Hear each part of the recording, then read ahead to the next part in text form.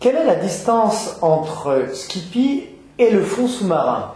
Donc Skippy est représenté ici, il envoie un clic, émission.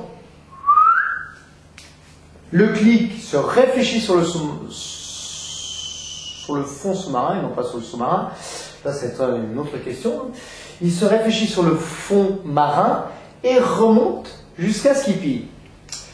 Entre l'émission et la réception, il s'est écoulé 0,2 secondes.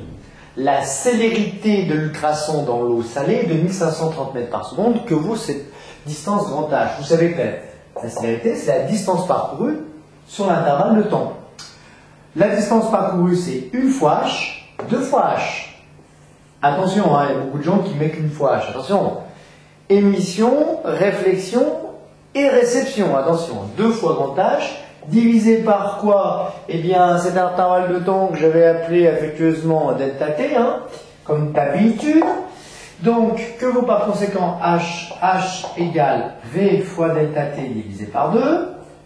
Vous savez qu'il faut bien écrire les données, bien écrire l'inconnu, écrire l'expression littérale au bac, l'encadrer, vérifier les unités, tout ça vous le savez, mais je vous le rappelle quand même, la célérité est en mètres secondes moins 1, le temps t en secondes puissance 1, donc ça fait bien divisé par 2, pas d'unité, on trouvera bien des mètres, et c'est important parce que cette distance grand H est bien trouvée en mètres.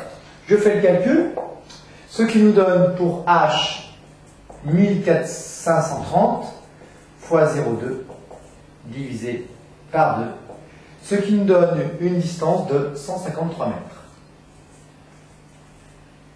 Voilà.